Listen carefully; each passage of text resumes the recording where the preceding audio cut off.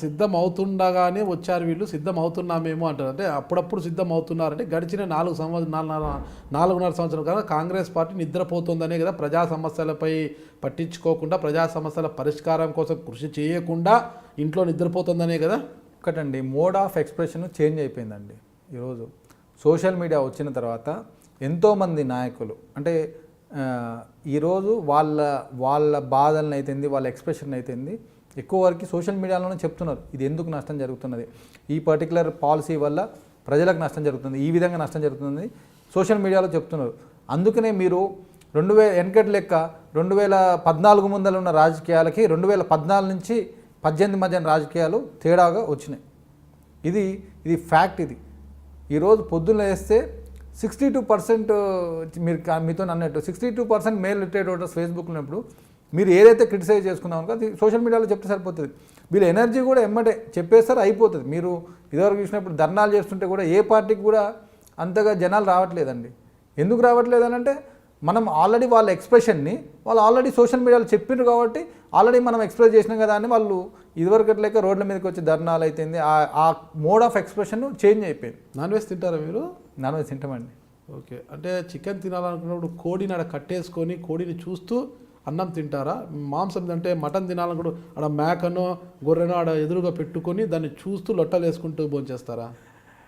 అది మీకు చికెన్ దగ్గర తీసుకొని వచ్చేసి ప్లేట్ అంతా నింపుకొని తింటాం, అంతే కదా. అప్పుడే కదా రుచి ఉండేది. అవును. సోషల్ మీడియాలో సమస్యలు ఏమున్నాయో అవి 62% మేల్ పర్సెంట్ సోషల్ మీడియాలో ఉన్నారు, వీళ్ళంతా ఫాలో అవుతున్నారు.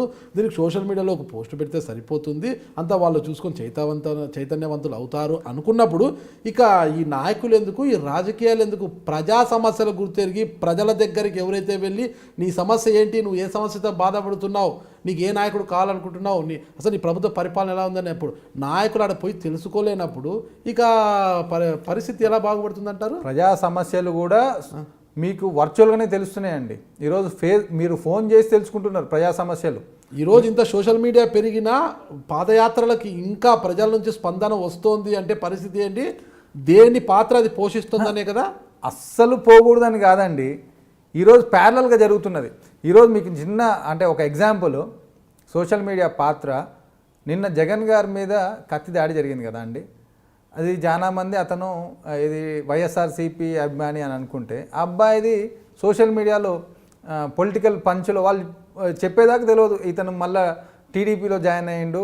అతను ఏదో V6లో ఇంటర్వ్యూలో మాట్లాడుకుంటూ టీడీపీకి వెళ్ళిపోయినా అని. అంటే అంత పాత్ర పోషిస్తున్నది. మీకు మీడియా తీయలేని చాలా నిజాలు ఈరోజు సోషల్ మీడియా బయటపెడుతున్నది. అంటే కాంగ్రెస్ పార్టీ టెక్నాలజీని నమ్ముకొని ముందుకు పోతుంటే టీఆర్ఎస్ పార్టీ ప్రజా బలాన్ని నమ్ముకొని ముందుకు పోతుంది అనుకోవాలా? టీఆర్ఎస్ పార్టీ 120 మందిని హైర్ చేసిందండి సోషల్ మీడియా కోసము. కాంగ్రెస్ పార్టీకి వాలంటీర్గా పనిచేస్తున్నారు. టెక్నాలజీ కావాలి, ప్రజలలోకి పోవాలి, రెండు ఉండాలి. కానీ ఈరోజు సోషల్ మీడియా పాత్ర సోషల్ మీడియా చాలా ఉన్నది. మీడియా మొత్తం బంద్ అయినప్పుడు ఈ ప్రభుత్వానికి వ్యతిరేకంగా, తెలంగాణ రాష్ట్ర సమితి పార్టీకి వ్యతిరేకంగా పోరాడింది సోషల్ మీడియా. సోషల్ మీడియానే ఇప్పుడు మీ బలం అంటారు. కాంగ్రెస్ పార్టీ బలం సోషల్ మీడియానే అంటారు. కాంగ్రెస్ పార్టీకి డెఫినెట్లీ సోషల్ మీడియా బలం అండి. కాంగ్రెస్ పార్టీ సోషల్ మీడియా వల్ల తెలంగాణ రాష్ట్ర సమితి ఎట్లయితే మీడియాని కంట్రోల్లో ఉన్న ఛానల్స్ అన్నింటినీ కంట్రోల్లో పెట్టుకున్నా కానీ కాంగ్రెస్ పార్టీకి ఈరోజు మేము అధికారంలోకి వస్తున్న కాన్ఫిడెన్స్ ఇచ్చిందని అంటే అది సోషల్ మీడియా వల్లనే. మీరు యూఎస్లో ఉన్న సమయంలో కూడా మిర్యాలగూడ ఉద్యమాన్ని తెర మీదకి తెచ్చింది శ్రవంత్ పోరెడ్డి గారే అంటారు. అంటే ఎందుకు ఆ ఉద్యమాన్ని తెర మీదకి తెచ్చారు? ఎంత మిర్యాలగూడని ఒక జిల్లా చేయాలన్న లక్ష్యం మీకేంటి? ఇప్పుడు గద్వాల 50,000 పాపులేషన్ అండి, జనగామ 50,000 పాపులేషన్, సిరిసిల్ల మా మిర్యాలగూడలో సగం ఉండదు. చిన్న చిన్న ఊర్లు జిల్లాలు అయిపోయినాయి. వాటి జిల్లా పాపులేషన్ కూడా సిరిసిల్ల 5 లక్షల పాపులేషన్తో అది జిల్లా అయింది. మిర్యాలగూడ, నాగార్జున సాగర్, మిర్యాలగూడ, హుజూర్ నగర్ కలిపి 9 లక్షల జనాభా. ఈ అవే జిల్లాలు కాగా కేటీఆర్ ఉండటం వల్ల సిరిసిల్ల జిల్లా అయింది. మా మిర్యాలగూడలో సరైన నాయకుడు ఉండుంటే, గట్టిగా పోరాడుంటే మిర్యాలగూడ జిల్లా అయ్యేది. ఆ బాధ మాకు 15 కిలోమీటర్ ఈ జీవితం మొత్తం మీది ఏ ఊరు అంటే మిర్యాలగూడ అని చెప్పుకునేది మేము. అంటే మాది సొంతం నేరేడ్చర్ల అయినా కానీ మా దగ్గర ఉన్న పెద్ద ఊరు మిర్యాలగూడ కాబట్టి ఏ ఊరు అంటే మిర్యాలగూడ జిల్లా అని చెప్పుకునేది. దీనికి అన్ని అవకాశాలు ఉన్నాయి మిర్యాలగూడ జిల్లాకి. పాత జిల్లా హెడ్ క్వార్టర్స్ తర్వాత ఒక సిద్దిపేట, సూర్యాపేట తర్వాత ఎక్కువ పాపులేషన్ ఉన్న ఊరు మిర్యాలగూడ. మీరందరూ కూడా ఐ డ్రీమ్ ఛానల్ని సబ్స్క్రైబ్ చేయాలని కోరుకుంటున్నాను. I'm Sucharita, Home Minister of Andhra Pradesh. For more videos, subscribe iDreams. మీ Chirla Jaggireddy MLA Kothapeta. For more videos please subscribe iDream. For more videos, please subscribe iDream. నేను మీ Jakkampudi Raja. For more videos please subscribe iDreams. I'm Revati Chaudhary. For more videos, please subscribe iDream. For more videos, please subscribe to iDream. For more videos, please subscribe iDream. I am Vasireddy Padma, Chairperson of State Women Commission.